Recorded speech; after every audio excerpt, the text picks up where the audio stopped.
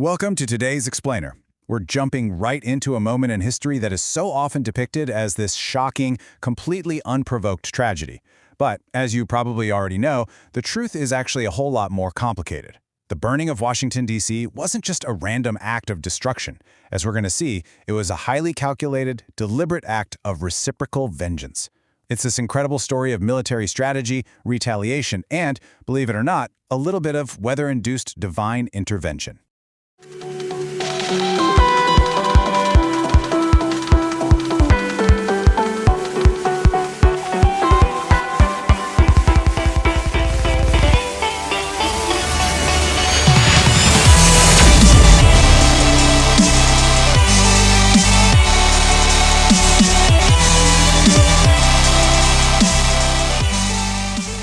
So let's just get right to the big question up front.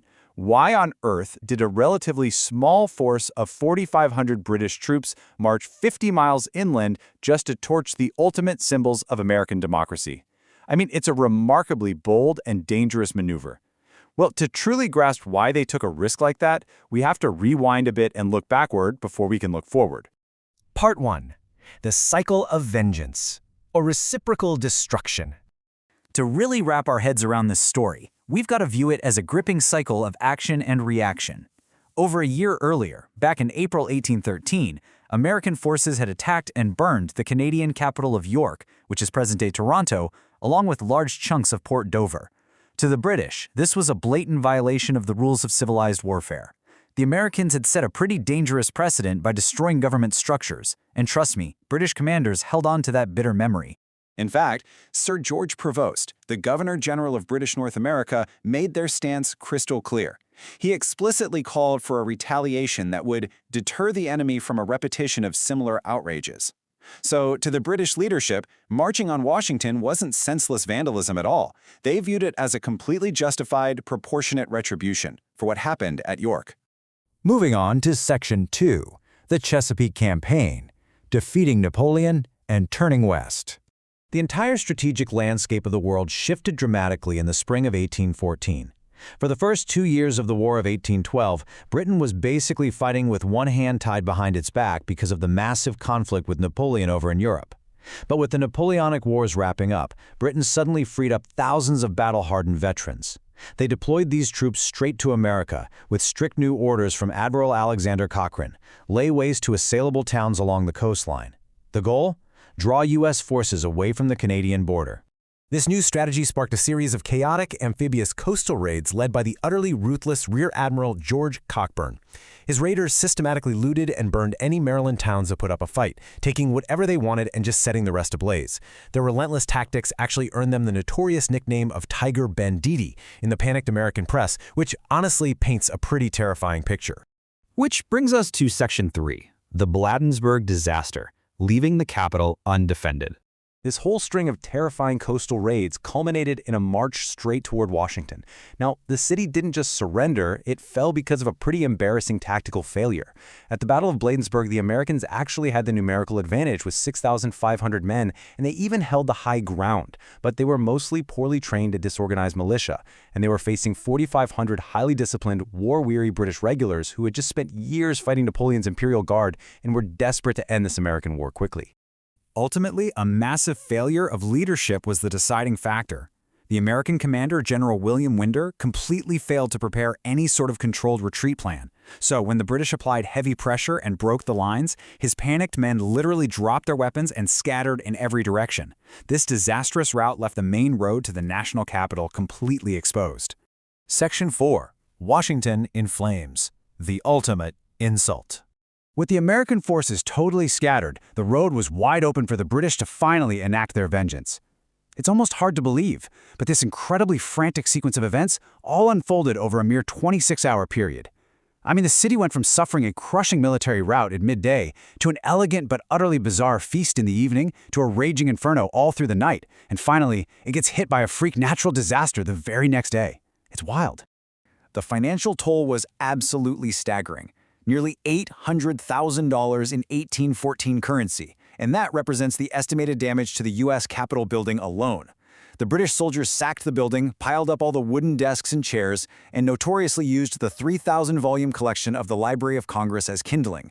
The fire grew so intensely hot that it literally melted the glass skylights right out of the ceiling. Meanwhile, as the fires at the Capitol are glowing ominously in the distance, a frantic human drama is unfolding over at the presidential mansion. First Lady Dolly Madison and the president's 15-year-old enslaved attendant, Paul Jennings, were scrambling to organize an evacuation. Just hours before the British vanguard showed up, the staff hastily loaded wagons with national relics, famously saving that iconic large portrait of George Washington before fleeing across the Potomac. Now picture the bitter irony of this next moment, which was captured in the accounts of British soldiers like George Gleig. The Madisons had actually prepared a dinner for 40 cabinet and military officers, fully expecting a victory. Instead, exhausted British soldiers walk right in, sit down, savor the president's meticulously roasted meats and drink his cooling wines, and only after finishing their meal do they callously stack the furniture and burn the dining room and the rest of the house right to the ground. But, the destruction wasn't just a total free-for-all. Despite the chaos, the British commander, Major General Robert Ross, largely maintained strict military discipline. He deliberately targeted government buildings to get his revenge for the burning of York, but he actively spared private residences. He even spared the Patent Office after someone convinced him the contents belonged to all of humanity. Oh, and ironically enough, the historic Washington Navy Yard, that was actually burned to the ground by the Americans themselves, acting on orders to make sure the British couldn't capture their ships and ammo. And finally, Section 5, the storm and aftermath, divine intervention and rebuilding. Just when it seemed like the entire city was completely lost to the flames, an incredibly violent act of nature intervened. The very next afternoon, a sudden, terrifying thunderstorm swept into the city. It even spawned a literal tornado that ripped right down Constitution Avenue. The winds were so powerful, they lifted heavy cannons into the air, killing several British soldiers. But that torrential, driving rain mercifully doused the infernos, consuming the government buildings, stopping the fires right in their tracks. The entire British occupation lasted a mere 26 hours. Between the severe storm, a devastating explosion of some gunpowder barrels that killed even more troops, and their own strategic limits, the British just packed up and quickly retreated to their ships. This was never meant to be a permanent occupation, right? It served purely as a smash-and-grab retaliatory strike meant to completely break the spirit of the American government. But it didn't break their spirit. Even though there were serious debates in Congress about just abandoning the ruined city and moving the capital north, they ultimately voted to stay. They rebuilt the president's house, and to cover up those deep smoke stains that were permanently seared into the exterior sandstone, they painted the walls a brilliant, bright white. And that act of recovery is exactly what solidified its popular nickname, the White House. I'll leave you with this provocative thought to wrap up our explainer today. We've traced this intense cycle of vengeance, from the ashes of York all the way to the charred walls of the White House. But look at what happened after. Does the true strength of a nation lie in its monumental stone buildings, or does it actually reside in the unbreakable resolve of the people who return to the ashes to rebuild them? Think about that for a bit. Thanks so much for joining me today.